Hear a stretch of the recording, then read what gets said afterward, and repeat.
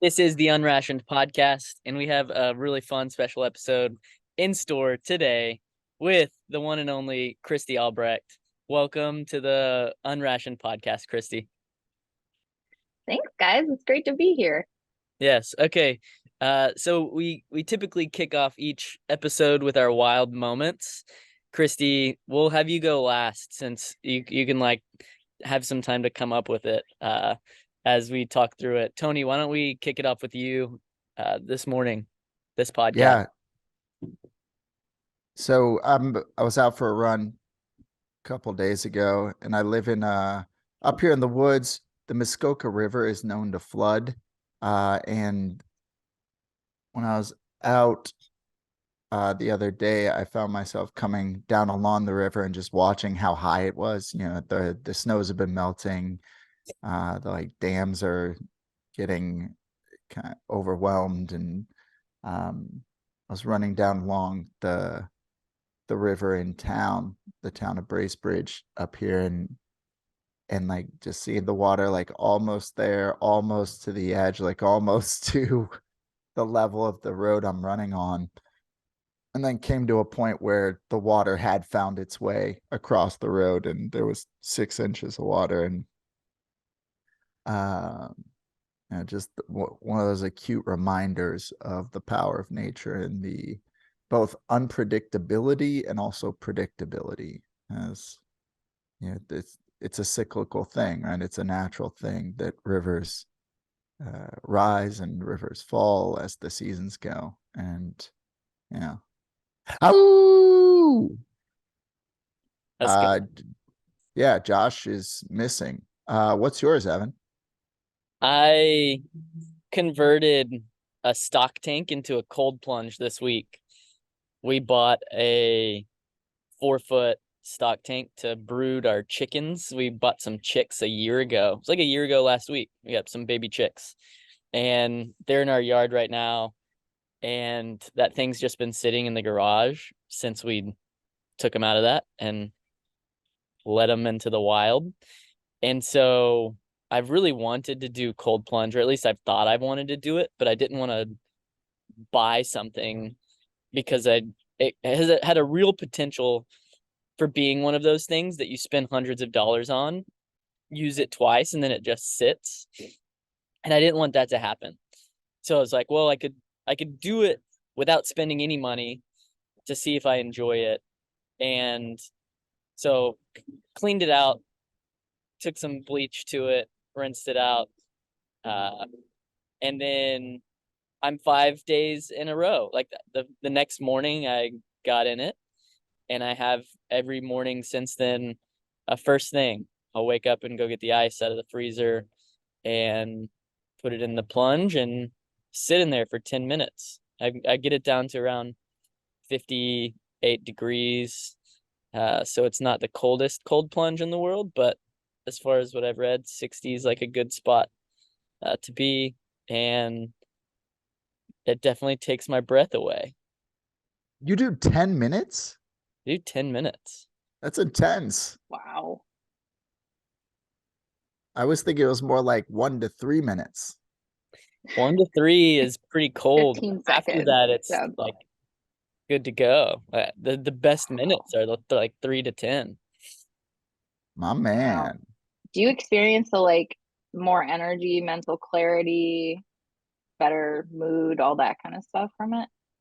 So I'll answer with my answer today, but I don't know if it's placebo effect. I'm gonna say yes, and then as a concession say it could just be that it's new and I have energy around doing something new, and I'm enjoying it. So, even if it's placebo effect, the answer is yes. I feel great in the mornings, and it's been a really enjoyable thing to do first thing. There's I Most mornings it's more difficult for me to put my feet on the floor than to put my feet in the cold plunge, which is an interesting observation. Like getting out of bed is more difficult than actually getting in the thing that takes my breath away for 30, 45 seconds. So yeah. And then my kids this morning, so I did it. They woke up a little earlier, at like 6:30. They helped me go get the ice and put the ice in it, and then like stood next to it and were playing in the water while I was doing it. So that was like a cool experience too. The idea that my kids will like, if I continue doing this even intermittently, not know a day that wasn't a part of like something that just seems normal and ordinary to them. And to me, it seems very not normal. So the more not normal things that seem ordinary to them, I think the better. Nice. Yeah. All right, Christy. I don't spend a ton of time outside these days outside of walking the dog, because of the phase of life that I'm in. But I'd say my wild moment in the past week, so I have a 15-month daughter, and I worked out, like did like an intense strength training group exercise class on Saturday. And it was the first time I've done like that kind of intense. I mean, there was barbells involved, like all sorts of stuff, kettlebells, and so yeah, it was my first time doing something like that in literal years, because typically I'm just like, I'm gonna do yoga and walk because that's the stuff that I just like doing. So yeah, it was an experience of just kind of reclaiming my body after producing a child, and like kind of pushing against the limits of my strength. So felt wild. Nicely done. Yeah, Yeah. very Good wild. job. Yeah. Woo. Thank you. Yeah. Yeah, let's hear how. Yeah. That's for Ow, some of the ow, ow. nice. Nice. Nailed it. Yeah. Josh, what about you? Yeah, so I had a longer run on Sunday, and it was one of those ones where it all wasn't going to happen at once. So I had to break it up into like 3 different legs, which was painful in and of itself. So like I did an hour and a half in the morning on the treadmill, and then like had 3 hour break, like hanging out with the kids and everything. And then when they took a nap, or no, I pushed them some in the stroller, and then did some more later on. And it was a fine idea. Just it was like extremely painful. So it was like doing running in the house, doing running outside of the house with kids, doing running outside of the house by myself. And so it was like, I think when we talk about like thresholds and everything, it was like interesting having all 3 of those experiences in one day. And I was tired at the end of the day. So it felt exhausting and wild, I guess, maybe. But yeah, How many miles did you end up getting in? I think it was close to 20. So my miles with the boys were a lot slower. And I counted those as double miles. I was supposed to do like 32, and I only ended up getting 20 only. It's a long distance, but yeah, I gave myself a reprieve on, on those. Yeah, I did a 3 miles with my daughter in the stroller this weekend, and it is a different type of run than not pushing anything. Yeah. All right, so we have Christy here with us today to help us put some words to what we're doing. Christy, why don't you describe it, because you're going to describe it better than I, and then guide us, please. Sure. So what we're going to do today is we're going to start the process of developing the Wilds in the Woods compass. So what this is, you may have seen these kind of like one-page frameworks, like the oh gosh, was like business model canvas, or like other similar types of ideas. That the idea is that you can zoom out and look at one picture, like a one piece of paper, and get the essence of an organization or a company. So what we're going to do is work through the different parts of the compass. What this is capturing the core of your identity as an organization. Most places these days have a mission. Maybe they have a vision statement as well. We're looking for more than that. So what we want is to get really clear on the most important pieces of your organization identity, so that you can then bring that into everything that you're doing and help it come alive. So what we're looking for is to be really clear on what your beliefs are, what your mission is, what your theory of impact is, what your values are, so that as you're going about your day-to-day operations, while you're making decisions, both big strategic ones and smaller day-to-day decisions, that you've got a framework to fit those decisions within. So, and with the compass, there's 6 major components. We're going to get as far as we get today, but I'll share about each component, and then we'll do a little bit of sort of initial brainstorming. So we'll start with beliefs. The compass always starts, even before we get to mission, we always start with beliefs, because it's really important to align on like, why did y'all start this thing at all? Like, why does this organization exist? What distinguishes you from other organizations doing similar work? So your beliefs are the core principles of, like, the core convictions that you have around this work. Usually we're looking for like 5 to 7-ish beliefs. And it answers the question of, we exist because. Do you have some initial thoughts about what your beliefs are?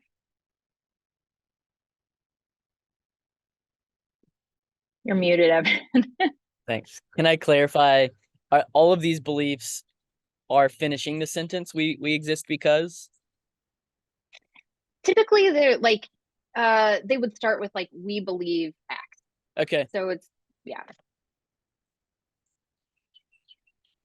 I think one thing that we like loop over sometimes, and that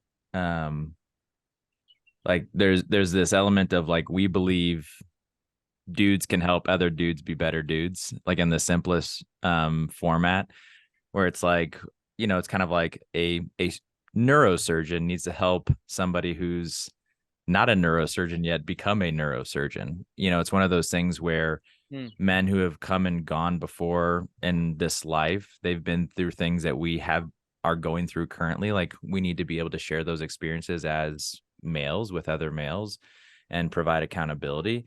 It doesn't mean that my life can't be shaped by my spouse or someone I pass by on the street, but this intentionality around dudes helping dudes be better dudes, I think, is a very important piece of, you know, what we're talking about, like almost like a fraternity of brothers, but not, we talk about like not douchebaggy fraternity, like like authentic relationships and not toxic masculinity.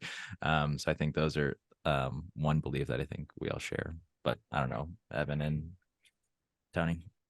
Wait, I'd call out too on that, Josh, that like having like one belief is around men helping other men. Another belief is around, like, that I think is really important for you guys to articulate, is around toxic masculinity, and around like weird, like just clarifying that like we're talking about masculinity that is not douchey frat boy, but it's this other thing. So like clarifying like what that healthy masculinity looks like, because that's a very important point of view that you guys have that will definitely distinguish you from other organizations.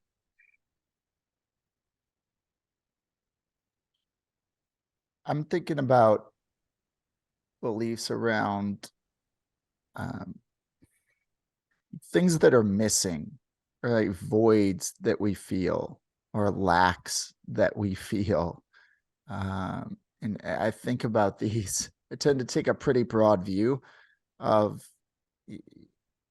kind of how society has unfolded over the last 300 years. And, you know, we've gone from being pretty tribal to being nuclearized in our little families, and our, you know, our families are smaller, tend to be, there's, for a lot of us, there's less extended family around.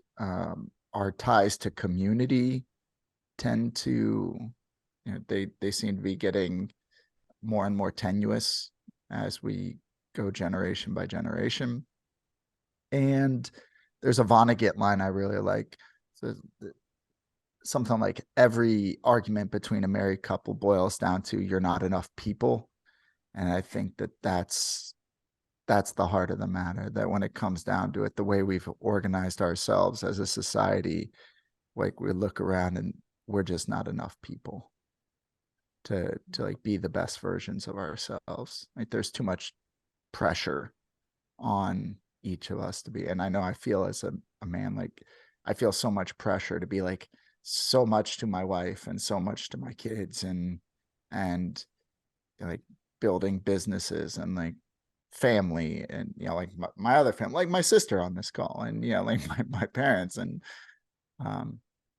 yeah, we're not enough people.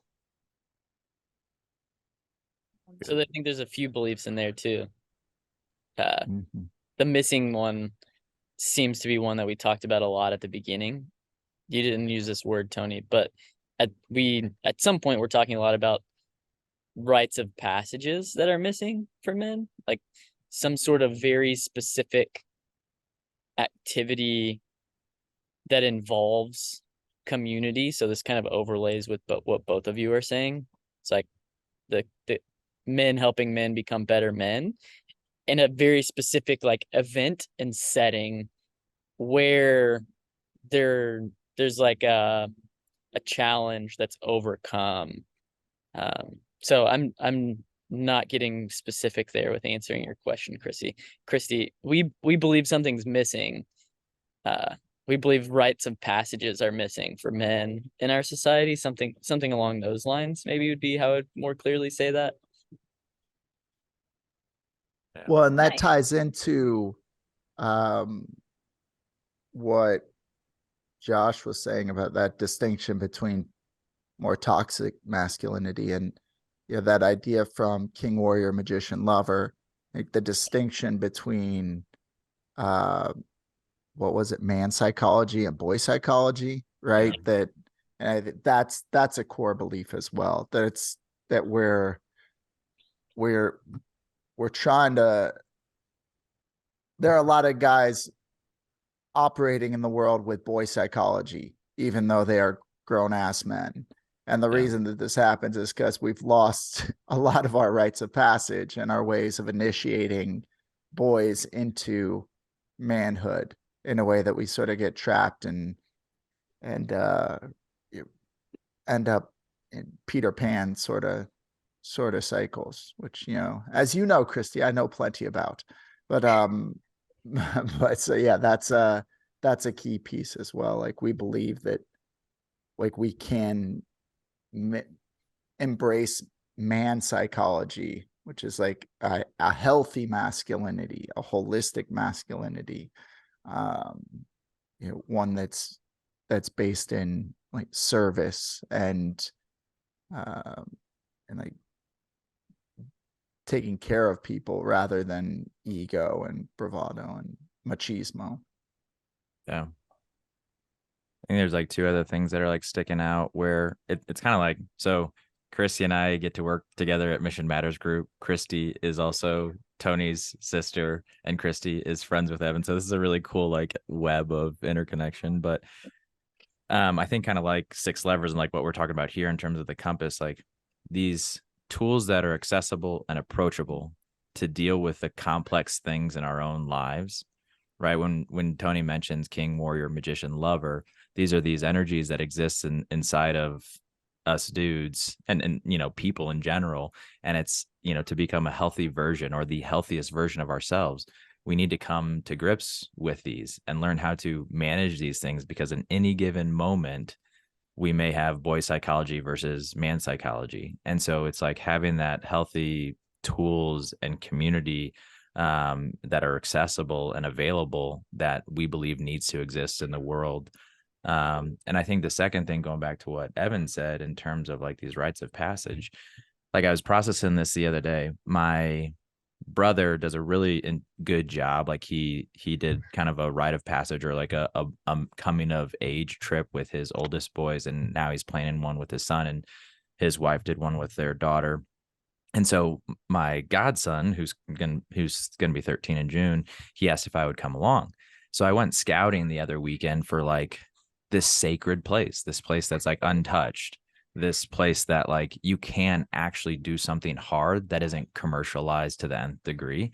And I think that's part of it too, is that like we don't have sacred places anymore, right? Our homes almost aren't sacred anymore because we have Netflix that can play all the time, and we have technology everywhere and anywhere. And so it's like creating intentionality around removing ourselves from the day-to-day world to go into sacred places, to do those hard things, to have rites of passage, and then return home a better version of ourselves so that we can navigate the complexities of life with our family and all that good stuff. So there's these like multi-layered things that, there's a rhythm to it, and there has to be an extraction of, the day-to-day.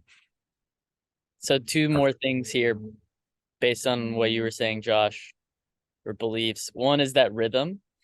And it does seem as though rhythms require, for a rhythm to be in motion, it requires a beginning. And like the thing that's missing is the beginning of that rhythm of going away and coming back and going away and coming back. And so that initiation, that rite of passage for boys just doesn't begin. Like men don't learn how to go away into those spaces and then come back to the other spaces. Like we're stuck. So we believe like we're inviting men, if they don't have that rhythm in place, to begin it. And if they do, we're creating space for the rhythm to continue, which the other piece of this that we've talked about in one of our episodes is we don't believe there's like a place to arrive. Like it's not a work that you like check boxes and is done. And this is the rhythmic nature of it. We believe it's an ongoing journey. It's ever approaching, never arriving type of journey that we are inviting and participating in ourselves. So those two beliefs came to mind as you were talking. Yeah. Nice.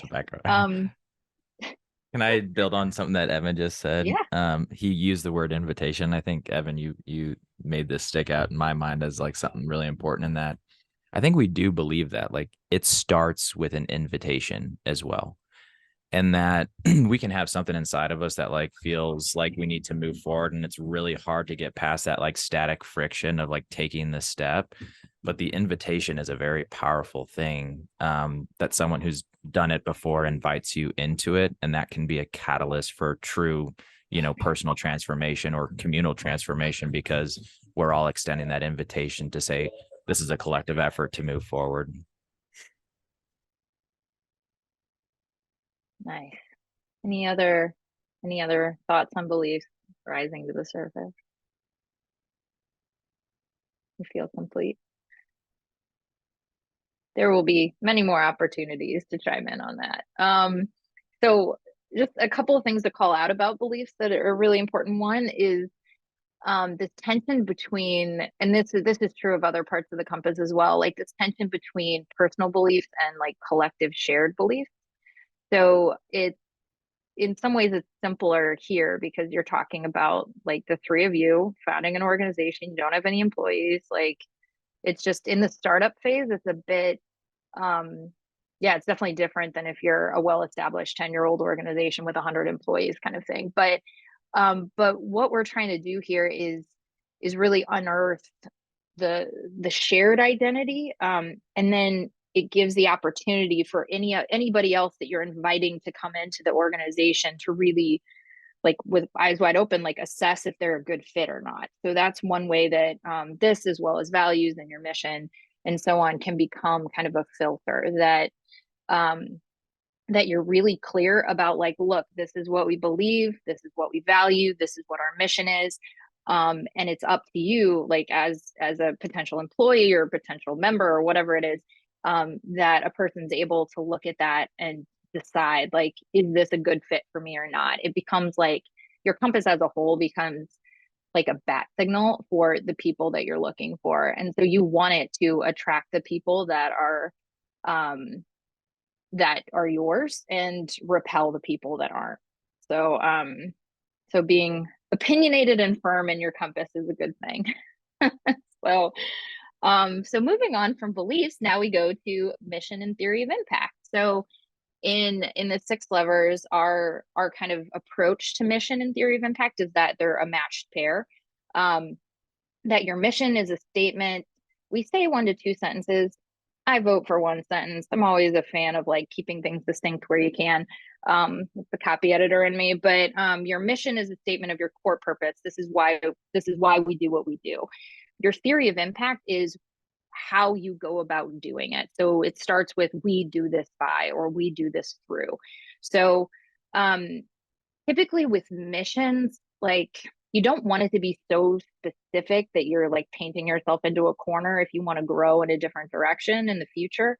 But also it needs to be specific enough that it's not applicable to every other organization. Like you don't want your mission to be to make the world a better place, right? So the magic, the dance is in deciding where to draw those lines, and knowing that like your mission likely would be able to apply to other organizations, but then your theory of impact is where you get really specific about how you're different than every other organization doing similar work to this. So we talk about theory of impact being like your special sauce. Like this is what really sets you apart from other organizations.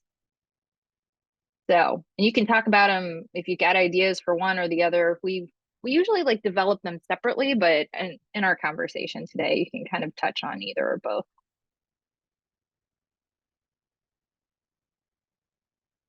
I've been thinking about mission, I think, over the last couple weeks through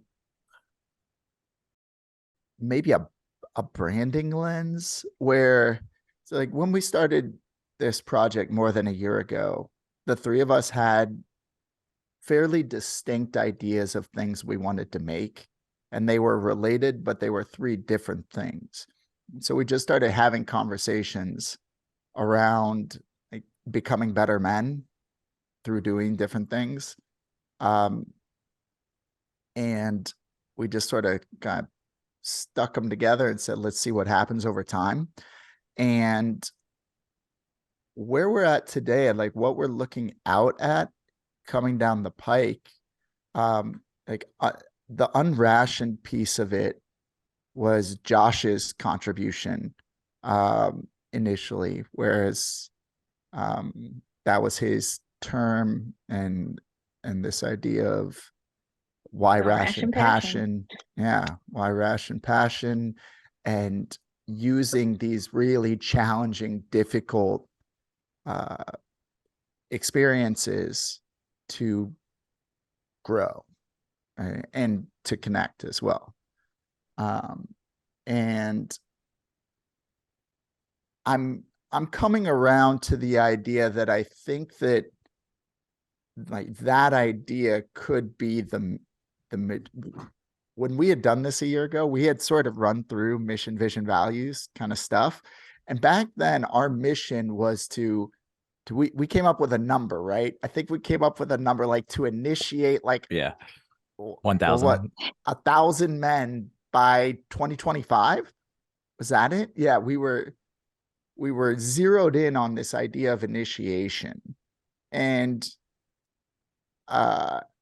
to Evan's point that he just made about rhythm and how there is no destination, I think maybe is part of why that mission doesn't seem to resonate in the same way today. And I think it may be related to that idea that we're no longer thinking in terms of like initiation as like a destination. And it's more just like, well, Evan's favorite term, threshold.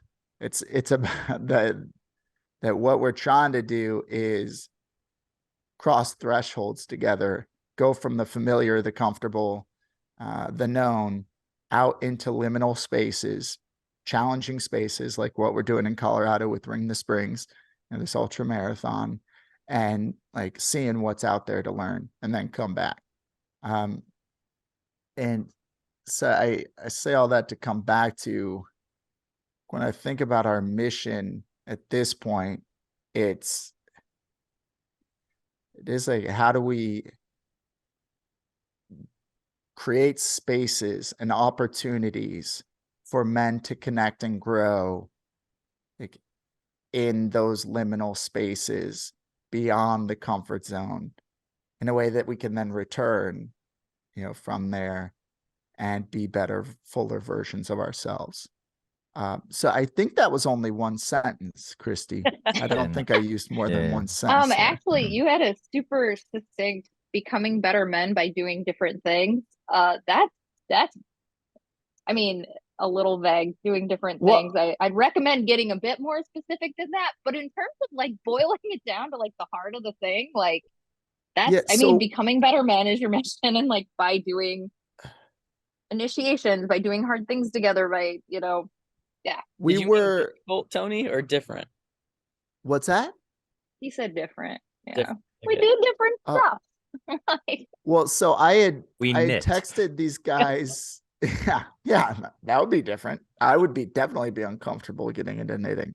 I texted them last night, unrationed, becoming better men by doing harder things.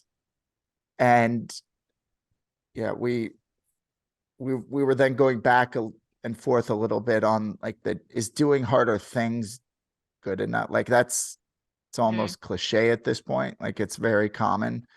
mhm. But yeah, We can like do hard that. things. Yeah, Glennon Doyle, Yeah. she made it That's why I famous. said Glennon Doyle ruined it for us. Yeah. Yeah. Um, I think Well, I something think it's. key. Oh, go ahead, Jeff. Go ahead. I think something key to what you said, Tony, and I'm biased because I do enjoy the threshold language, is entering those spaces and coming back in a way. We're not just creating community that's comfortable. Like there is an uncomfortable that we are trying to get uncomfortable and invite people to be uncomfortable in a way that I don't think that does seem differentiating between what we're doing and what other organizations are doing.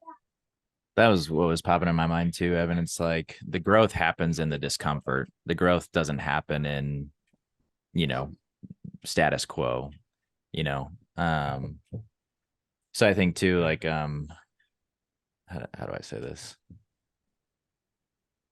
Where we talk about that return home, right? And so I think what doesn't resonate, also, Tony, with what you were saying is like we made it so much about that initiation, and that really isn't the purpose. And like the purpose isn't to grow stronger. The purpose isn't to do X, Y, and Z. Those are all means to hopefully, being a better neighbor or being, better coworker or something, being a better version of ourselves. So it's like, but how do we do that?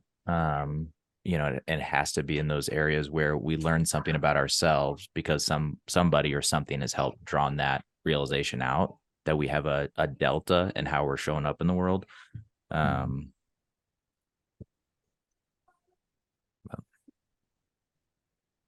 I want to. So, Josh, you said growth happens in discomfort. I think that's a belief right there. That's like a core, like, yeah, a reason that you exist. And one other thing to note about this as we're like working our way through this conversation is that there's part of the decision is like which bucket to put different ideas in. And so thinking about like it can kind of be a continuum from like beliefs to mission to vision, not vision to theory of impact to values and onward. And so part of the dance of this too is figuring out like, does this belong in beliefs? Does this belong in mission? Does this belong in values? So just kind of noting that there's some fluidity there, and it's more art than science in terms of figuring out like where different components should show up. Sorry, Tony, go ahead. Thinking about how mission and theory of impact partner, as or whatever you said, Christy. But looking at this, so like the becoming better men is basically the mission, right? Like as Josh was just articulating, this became clear. And then that second part is the theory of impact, right? So it is pretty succinct. And as Josh was talking there, I was like, becoming better men by doing wilder things, by taking wilder chances. Like maybe that's getting closer. Where it's that like the way we do it is as Josh is saying, by getting uncomfortable. And like, it seems like most of what we're doing, what we're talking about, does involve an aspect of wildness, of like, of trying to unplug, of trying to like physically remove yourself from the day-to-day hustle. When I think about technology, as you're saying that too, it seems as though technology is always created and implemented for some sort of efficiency to make things easier. So it inherently, what happens if you unplug is you're choosing to make things a little bit more difficult. So like, it's not just that I've not put those thoughts around technology before. So that's like clarifying for me. Like, by unplugging, you're choosing inefficiency, you're choosing uncomfortability, because technology is always advancing efficiency and comfortability. It seems as though that's always the aim of technology. Yeah. I love that. My brother-in-law texted me something the other day from a podcast that he's been listening to, and he was saying like, make the next connection, like that, just like a mantra that he's been playing, where it's like, let's say I'm in the rat race, I'm working super hard on my job, I'm trying to like get to a bigger house or something, or buy a boat or whatever, right? So we're stuck in this loop of just doing the activities to gain the things that society says that we should gain, kind of going back to what Tony was saying. But it's like, okay, if we are just doing the work and not taking a pause and removing ourselves and unplugging and doing the difficult thing, then our next connection is always just more of some material thing.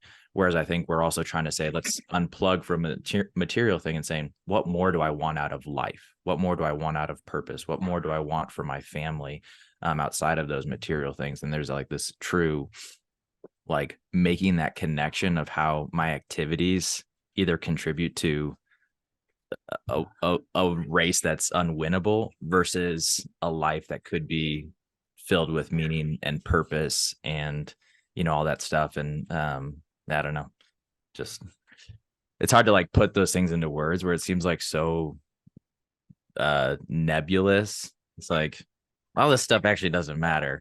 There's some other stuff that matters, and we think doing hard things and getting uncomfortable is a pathway to learn more of a truth about that for the rest of your life.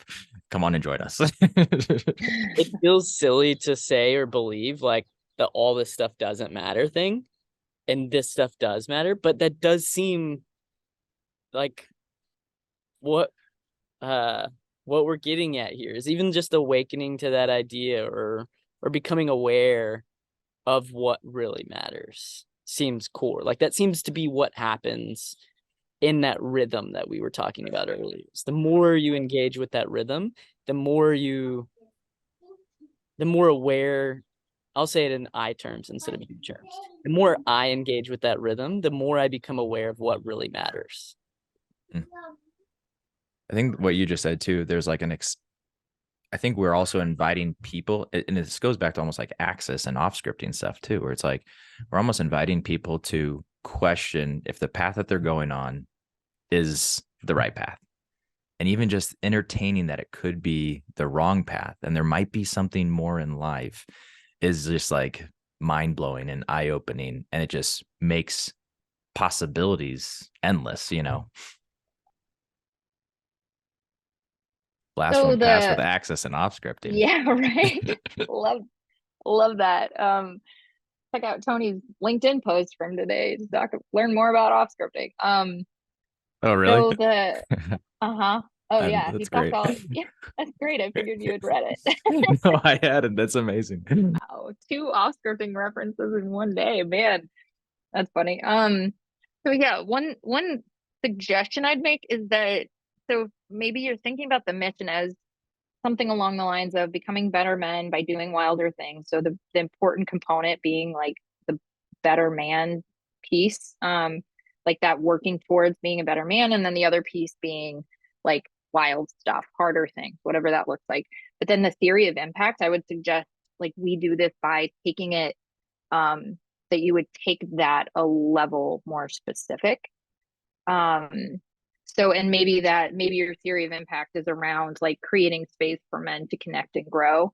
Maybe it's around the initiations, maybe it's, you know, creating space and facilitating initiation, something along those lines. But yeah, thinking about like doing becoming better men by doing wilder things, it's still pretty broad. Like it is like solid and directional. And I think that's a really good start as a mission statement. And then thinking about like, okay, and then what are the pathways? Like what are the pillars that are supporting that overall mission? Like that. So we can that feels like a really good start for mission and theory of impact. So next one, super fun, values. I think values are really fun. So when we're talking about values, we mean behaviors that we want everyone on the team and everyone that is part of the organization to hold. So your list of values serve, oh, we got 2 kids now.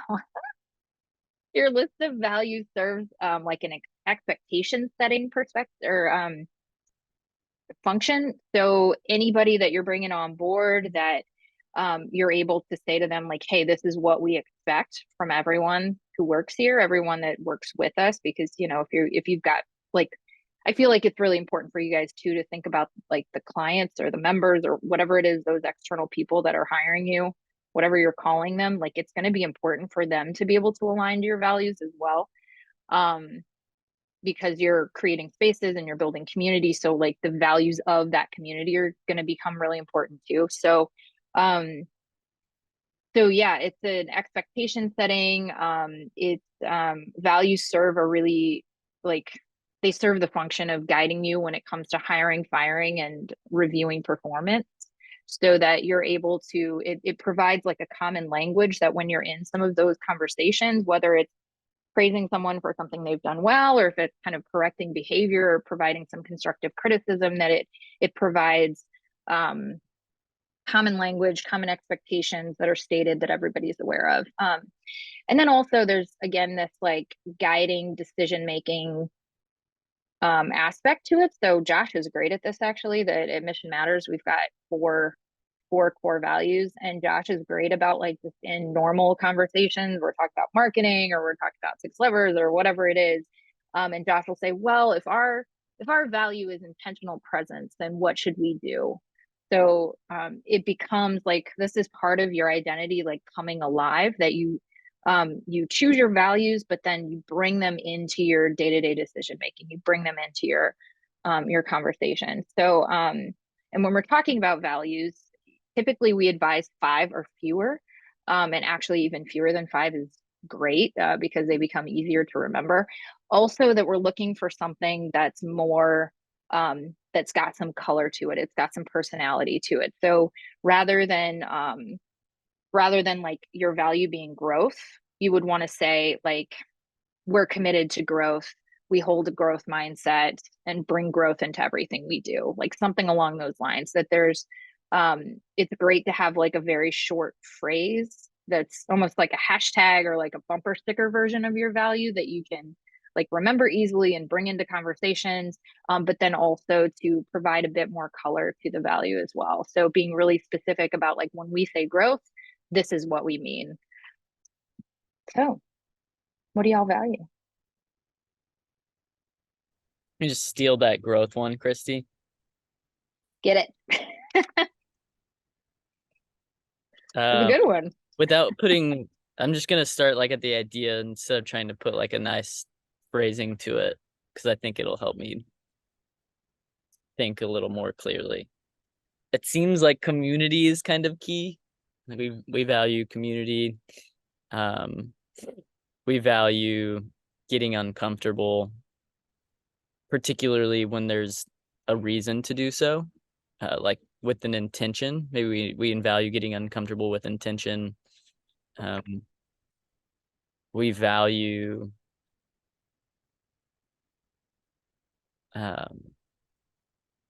something like wholeness. I don't know, like we talk about becoming better men does not mean only focusing on the masculine, but this balance and embodiment of a whole person, which is masculine and feminine, like being and embodying values that are both masculine and feminine. So it's like a balanced or a wholeness, something there.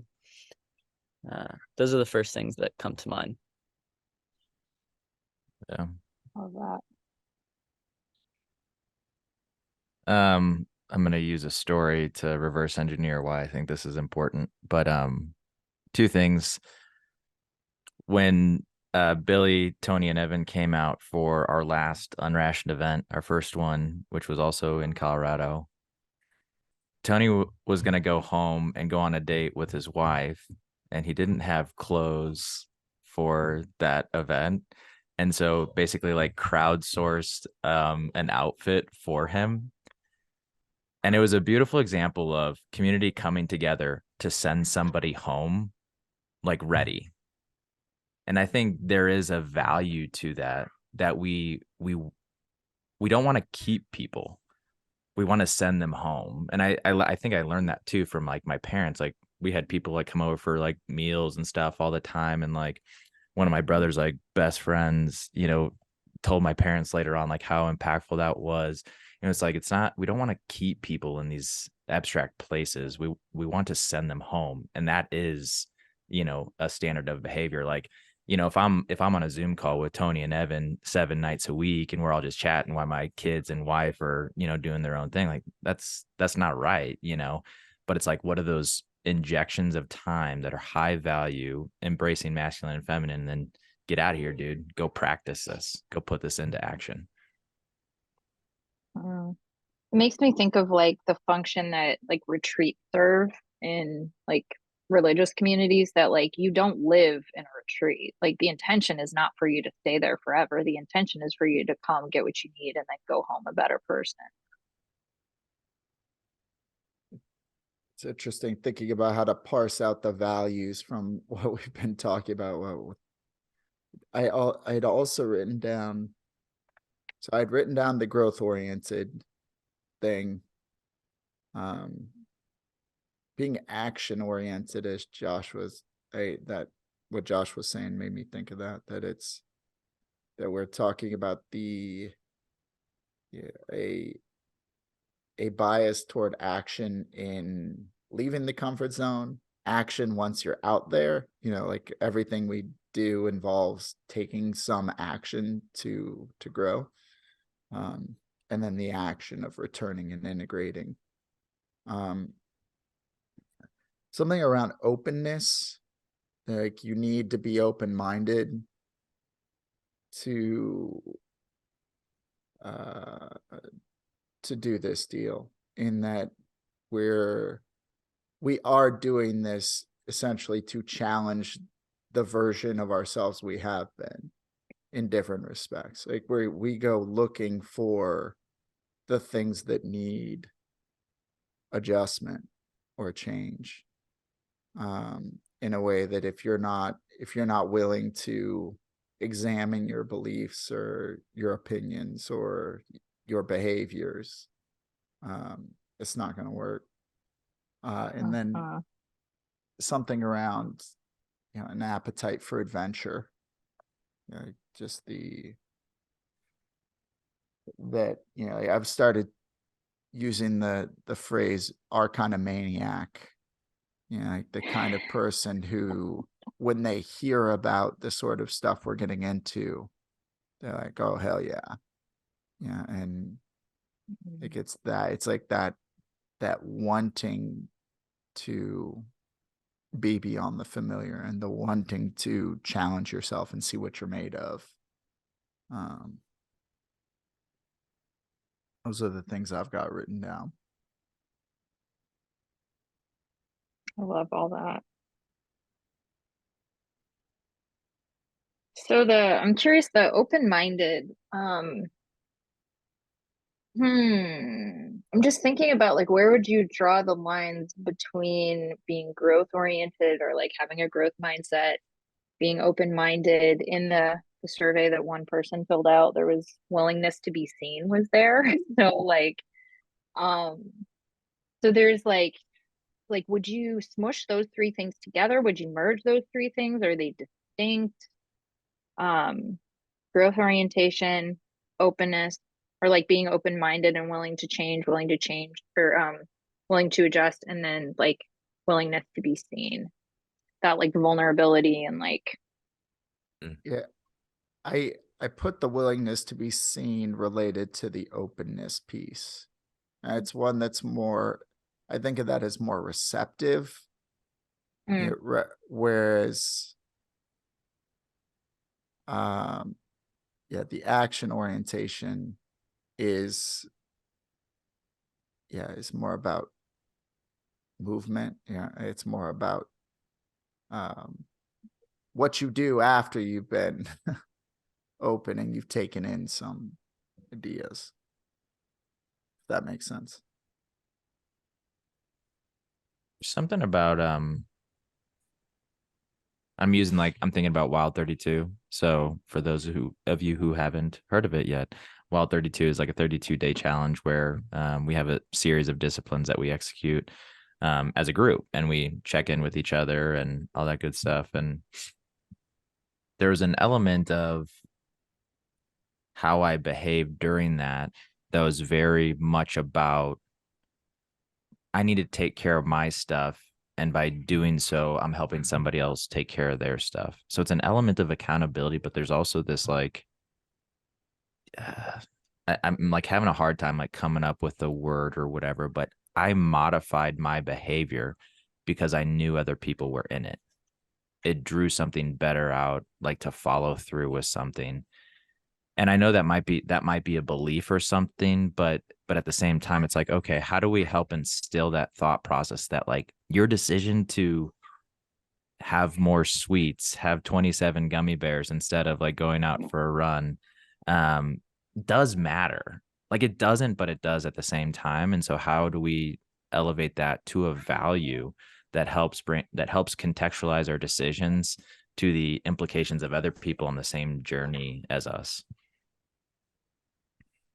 love that, Josh. The what comes to mind for me is like no man is an island, or like interdependence is like a less interesting way to say that. But yeah, I think that that makes a lot of sense to me as a value, that it's something that like, look, this isn't all about you. Like, yes, we're focused on like turning inward growth, but like we're doing it in community. I like I that. like the phrase I've seen before is we before me is like another way to capture that. But go ahead, Evan. Well, I like we before me, but then the paradox of that is for we, like me needs to be put before we for we before me to make sense. Like, and that's Yeah. what we're doing here, right? Is like putting the me before we so that we can put the we before me.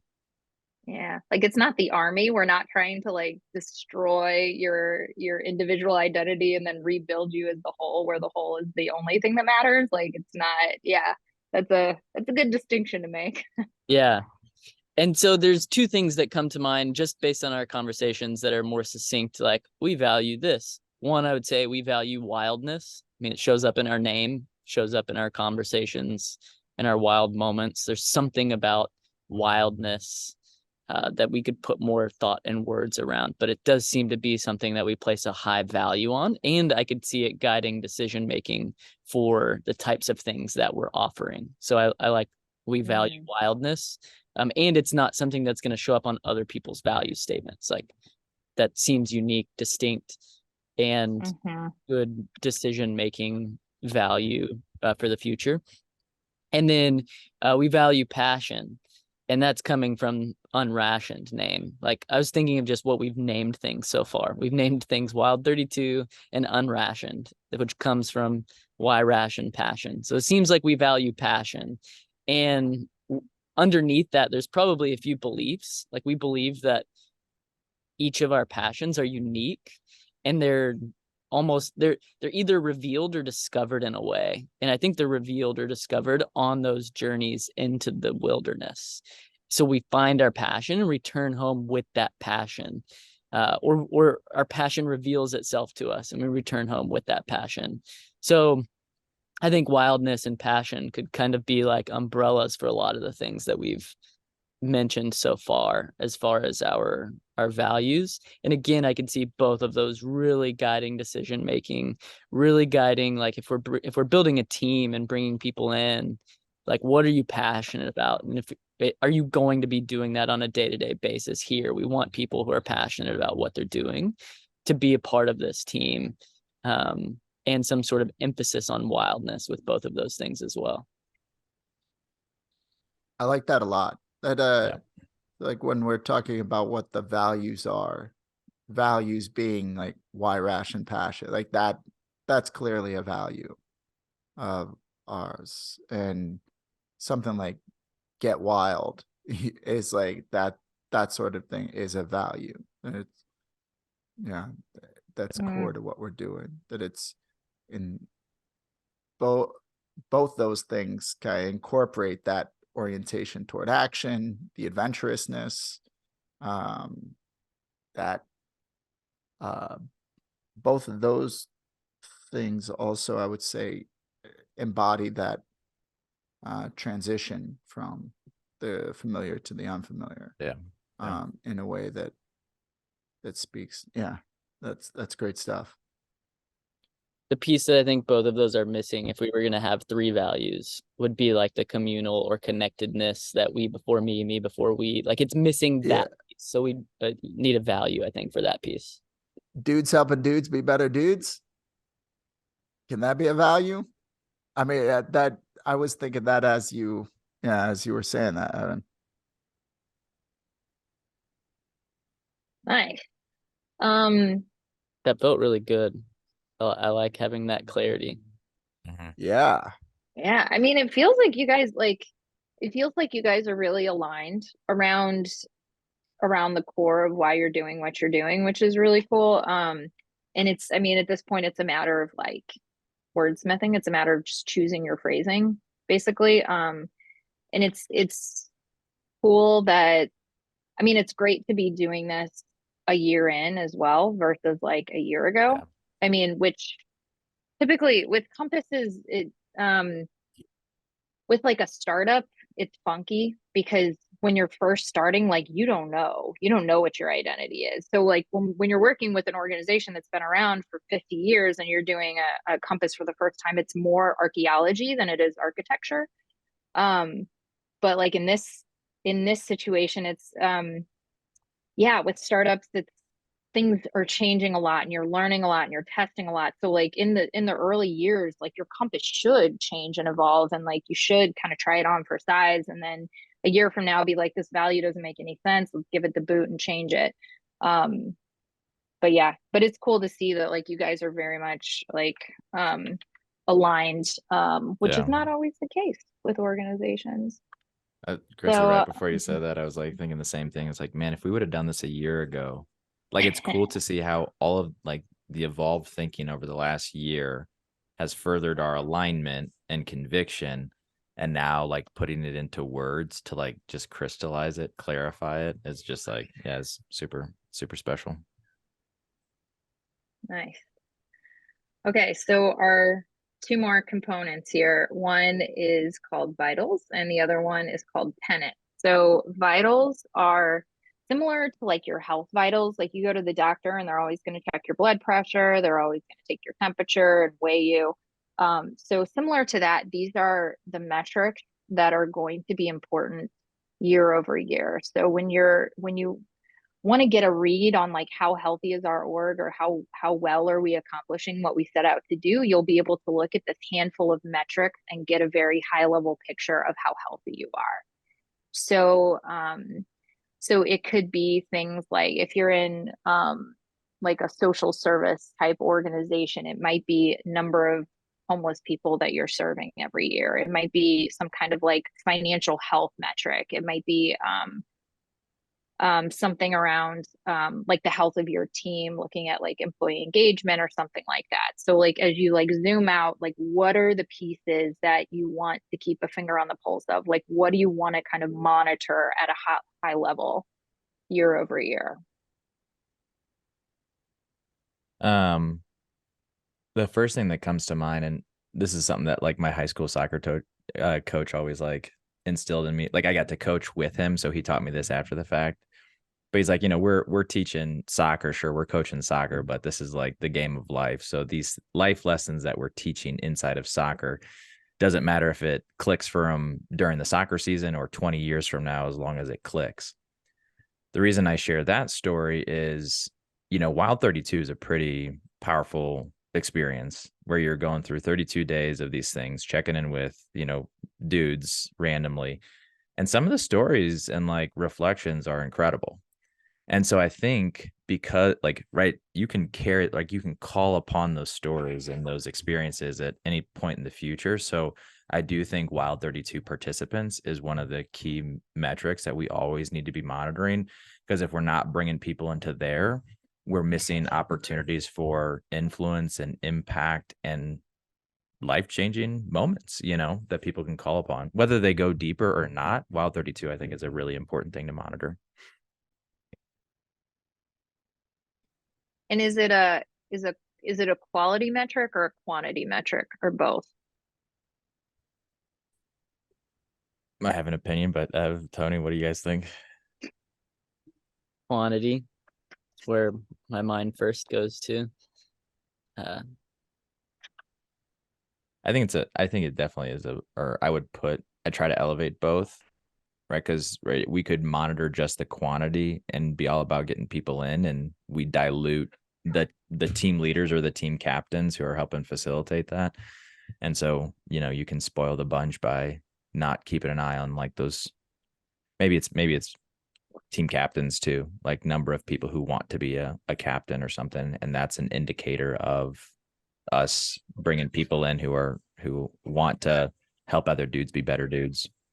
Yeah, that was my thought, was the quality metric would actually just be a completely different number. Like we would have a separate metric to pay attention to quality, but just the number of participants seems like a quantity metric. And then maybe how many of those want to be team captains for another round would be a quality metric, because that says that they're in, they enjoyed it, and they want to lead, which there's a certain amount of inness that somebody would need to take the next step and want to lead, be a captain for another round. What else? What other vitals outside of so Wild 32, that's a pretty specific programmatic vital.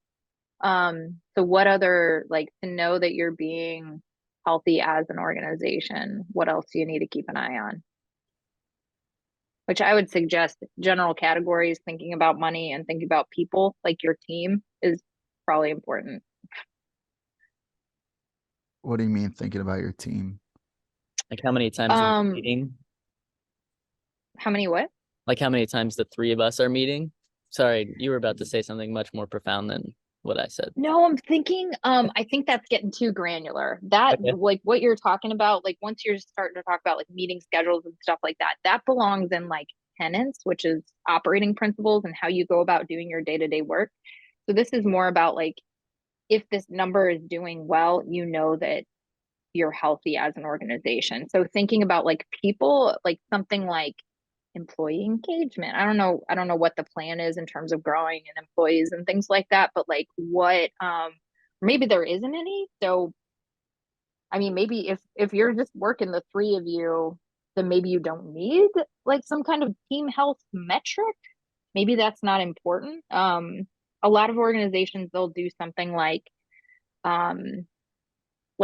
employee engagement based on the Gallup engagement survey or something like that. So it's just knowing like how happy people are to work where you're like work for you.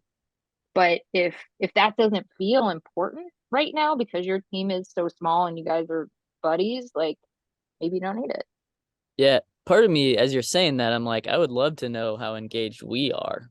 Like that seems like an important metric as we're getting things off the ground. Like for me to have a really clear understanding of how engaged I am myself, and then how engaged Tony and how engaged Josh are, seems like that could be helpful as a vital, particularly this early on in the thing.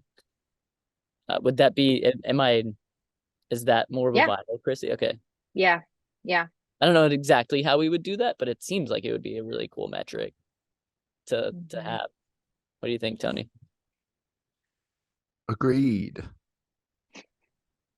Easy peasy. Perfect. Well, in the few minutes we have left, we can talk about tenants. So we made it to the end of the compass. Congratulations. So tenants are operating principles. These are sort of their beliefs, but instead of being like missional beliefs, they're operational beliefs. So it's like how you function day to day, what you believe is important for, especially amongst your team and your interactions. So, so as an example, like someone brought up like clear communication because there's so much happening, so much flying around, that maybe you need a tenant around like over communicating or being super clear about your communications or something along those lines. But it has to do with like kind of how well we play with others, like what, yeah, like guiding less of, so like values are more of like organization as a whole, and you're thinking about all of the people you're interacting with, you're thinking about your community. This is specifically about your team and how your team interacts, so setting an additional layer of like expectations for behavior. So you don't necessarily have a number or metric here? Mm-mm. Okay. Nope. So So like as an it would example read, on our would it read like a value and just act different than a value? If I think at least in the way that we typically do it, like as an example, on our team for my Six Levers team at Mission Matters, we one of our tenants is sticky, easy, actionable. And the idea is that like anything that we're producing, it needs to be sticky, so it's memorable, it needs to be easy, and it needs to be actionable. It has to be action oriented, or like the leaders we're working with don't have time for it. So it's like something that like guides our day-to-day work. So it's not just about like how we interact with each other, but like also like how we go about doing our work. Yep. I think the unique situation for all of us is that Tony, Evan, and I each have separate businesses. And so this is a project that we believe needs to exist in the world. And so there's an element of the way our work works is that like prioritization is key, but fully present when we have the time to give to each other. Like there's something about understanding, to Evan's point earlier on, like engagement may look different, right? I'm probably, in terms of work effort, I'm the least engaged right now. But if I have a conversation with Tony and I have a conversation with Evan, I try to give all I can in that moment for the space I have allotted, or I have the time allotted. And so it's one of those things where it's like, I don't know how to capture that, but I feel at peace with that because hopefully I've managed expectations accordingly, but I feel like we're all pretty clear with expectations and what we can give and what our strategic value is and how to maximize that effectively. But there's something I think that we have, a working relationship around, or clarity around. I think, I hope. No, that's great. That being fully present, that's an excellent tenet. So communication, being fully present, anything else rising to the surface? I don't know, would like invitational be one? Seems like What does that mean? that came up earlier in conversation, the importance of that invitation Josh mentioned. And with Wild 32, with everything we have so far, there's an invitation into something like, but maybe that's just the nature of business. You have to invite people to engage with what it is that you do or you're offering. But there's a deeper invitation beyond just like being a part of Wild 32 and beyond participating in Unrationed, which is that invitation to that rhythm, that invitation to becoming a better man, the me before we, so that we can come before me type of a thing. I went on a longer run a few weeks ago and I had this like loop going through my head, like I got to do less by myself. And I think there's an interesting thing, like when we talk about all three of our other endeavors and like Christy, you being on this call today and we get to work together, there's like a weaving of all of our life things together. Like I don't look at Wilds in the Woods as somehow completely distinct and separate from Mission Matters Group and Six Levers. Like my wife starting a gym is not distinct or completely separate or disconnected. Right. So I think all three of us have that mindset where it's like Wilds in the Woods is here to strengthen some of these other things, and our other things are here to strengthen Wilds in the Woods and ourselves. And so there's like an understanding that there's an interconnectedness or a desire to weave all of our life initiatives and projects together. Yeah. That's really interesting.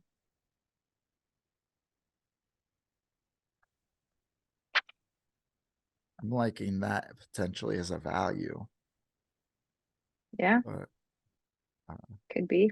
So what was coming to mind hearing you say that, Josh, was like it's all part of the deal, but like thinking about that in two different ways. One where it's like everything's related, everything's works together, and then also like given the nature of what we do, a lot of it sucks in the moment. So like embracing that.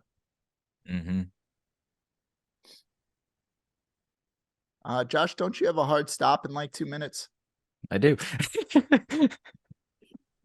Thanks, well, just in time. Oh boy. There's nothing more wild than a compass. Nothing wilder than a compass. Helps navigate. So yeah, what happens? There you go. There you go. So what happens next is we can take all of these inputs and put it into a draft compass that you can then, refine now, but then also the idea is that you would revisit, especially in this like early sort of beta testing phase of the compass, that you would revisit it quarterly or maybe annually, to continue to make it more and more aligned to who you are. So there you go. It's great. Josh, I think you're muted whenever you said something there. You're still muted. That was awesome, Christy. Thank you. I was expressing gratitude, and technology muted me. All right, Christy, if somebody wanted to do this for their organization, how could they do that? Well, I would suggest you start with downloading the Compass Playbook, which is a free resource that we have available, and it walks you through basically everything that we did today. And yeah, if you are interested in doing this for real, we've got some trainings that you can join, and we've also got like full-on consulting services if you've got a bigger organization and want someone like me to come and do this for your organization. We sure can through Mission Matters Group. So check out the Compass Playbook in the show notes. Sweet. Yeah, we'll put both links in the show notes. And yeah, we really appreciate you helping us with this. There's something about having somebody outside asking the questions and guiding the conversation that changes the game. If we tried to go through this just the three of us, even though Josh is intimately familiar with these things, I just think having somebody else come in and do it is invaluable. So thank you. Word. Yeah. Thanks, guys. This was fun. All right. Thanks for listening to the Unrationed podcast. Check out the show notes. Ow! Ow!